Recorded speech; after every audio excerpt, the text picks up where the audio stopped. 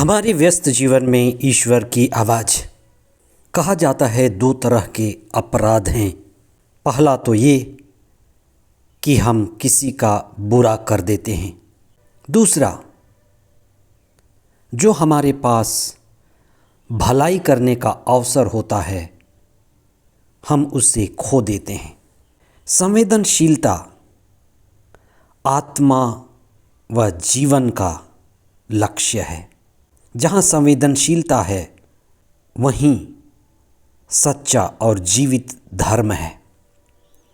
असंवेदनशीलता मृत्यु का लक्षण है। जहाँ असंवेदनशीलता है, प्रेम का अभाव है, दया करुणा का अभाव है, वहाँ धर्म भी मृत है, मरा हुआ धर्म है। ईसा ने एक जीवित जिंदा धर्म प्रदान किया। 40A का दूसरा सप्ताह बृहस्पतिवार 29 फरवरी 2024। पहला पाठ नबी यिर्मयाह का ग्रंथ अध्याय 17 पद संख्याएं 5 से 10 और संत लूकस का सुसमाचार अध्याय 16 पद संख्याएं 19 से 31 तक। सत्य को जाना जाता है और सत्य को जानने के बाद भी उसको बताने में या बांटने में कठिनाई आती है। सत्य को बांटने के कई माध्यम हैं। सत्य जाना भी जाता है, लेकिन दूसरों को वही सत्य को बांटना बड़ा कठिन होता है। दृष्टांत, धर्मशास्त्र के दृष्टांत ऐसे ही माध्यम हैं जिनके द्वारा सत्य की बातें, दिव्य बातें, गंभीरता से दी जाने वाली सच्चाई बड़ी ही सहजता और सुगमता से दृष्टांत के द्वारा कही जाती है। इसलिए दृष्टांतों को हमें कई बार पढ़ने, मनन चिंतन करने और गहराई से समझने की ज़रूरत है। दृष्टांतों के प्रति हम अपना प्रेम बढ़ाएं। सत्य के प्रति प्रेम बढ़ता है तो जरूर दृष्टांतों के प्रति भी प्रेम बढ़ेगा। सत्य के दिव्य संदेश को, मुक्ति के दिव्य संदेश को पहुंचाने का सबसे प्रभावशाली माध्यम दृष्टांत है।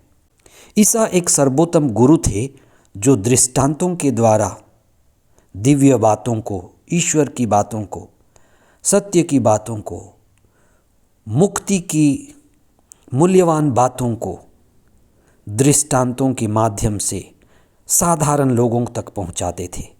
दृष्टांत के अनुसार, जिसको आज ईसा ने सुसमाचार में कहा है, हम दो तरह के लोगों को दो तरह की परिस्थितियों में पाते हैं।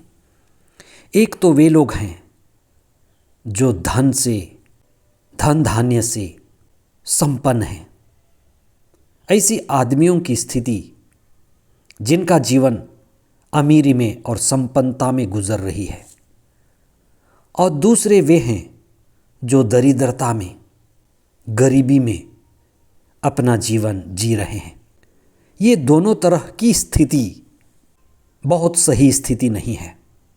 धनी के पास अपार धन है, धन के मामले में वह बड़ा संपन्न है, उसके पास सारे भोग की सामग्रियां हैं। संपन्नता कोई अपराध तो नहीं है, लेकिन बड़ी सुविधा हो तो बड़ी दुविधा भी होती है। वह धनी व्यक्ति अपनी संवेदनशीलता खो देता है। अमीर व्यक्ति की कमी गरीब व्यक्ति के प्रति असंवेदनशील होना है। धनी व्यक्ति के पास एक अवसर था, एक मौका था सेवा करने का, संवेदनशील होने का। जिसके पास नहीं है उसको कुछ देने का। धनी व्यक्ति को गरीब लाजरुस का ख्याल नहीं आया। आप ध्यान दें, धनी व्यक्ति का कर्तव्य था निर्धनों के प्रति जिम्मेदारी। हमारी एक जिम्मेदारी है जिसे हम सामाजिक जिम्मेदारी कहते हैं। अगर आप पढ़े लिखे हैं तो आपकी जिम्मेदारी बनती है कि दूसरों को भी पढ़ने में, समझने में मदद करें। यदि आप किसी चीज़ में पारंगत हैं तो दूसरों को भी पारंगत होने में मदद करें। यदि आपके पास धन है तो उसका उपयोग कुछ बड़ी, कुछ ऊंची, कुछ श्रेष्ठ योजनाओं के लिए करें, मुक्ति के लिए करें, दूसरों को उठाने के लिए करें। धन होना काफ़ी नहीं है। धन हो तो हमारी जिम्मेदारी, सामाजिक जिम्मेदारी बढ़ जाती है। जो भी हमारे पास है, धन, बुद्धि, समय, सेवा, ये सब बांटने के लिए है, लोक संग्रह के लिए है। धनी व्यक्ति की जिम्मेदारी और बड़ी हो जाती है, लेकिन धनी व्यक्ति ने अपनी संवेदना खो दी। उसके दुख का कारण भी वही बना और वह नरक जैसी स्थिति में था। तब इब्राहिम से आग्रह किया, जिस पर हम चिंतन कर सकते हैं। उसने कहा, इब्राहिम, आप मृतकों में से किसी को मेरे भाइयों के पास भेजिए, जिससे वह जाकर उन्हें समझाए। इब्राहिम का जवाब था, मूसा की किताब उनके पास है, 10 आज्ञाएं उनके पास हैं, नबियों की शिक्षाएं उनके पास हैं, ईश्वर प्रेम और पड़ोसी प्रेम की शिक्षाएं पहुंचा दी गई हैं। ईश्वर के वचन, ईश्वर की शिक्षा हमारे जीवन के स्रोत हैं। जैसे आज के पहले पाठ में नबी यिर्मयाह ने जल के स्रोत से जुड़े हुए पौधे और जल के स्रोत से नहीं जुड़े हुए पौधे के बारे में बताया है। इसलिए दिव्य शिक्षा, ईश्वर की शिक्षा, मूसा की शिक्षा, नियम, संतों की वाणी और धर्मशास्त्र की मुक्ति की शिक्षाएं हमारे लिए अमृत हैं। हम जीवन के स्रोत ईश्वर के साथ जुड़ें, ईश्वर की शिक्षा के साथ जुड़ें, ईसा की मुक्ति की शिक्षा के साथ जुड़ें। प्रतिदिन चेतनापूर्वक, होशपूर्वक संस्कारों को ग्रहण करें।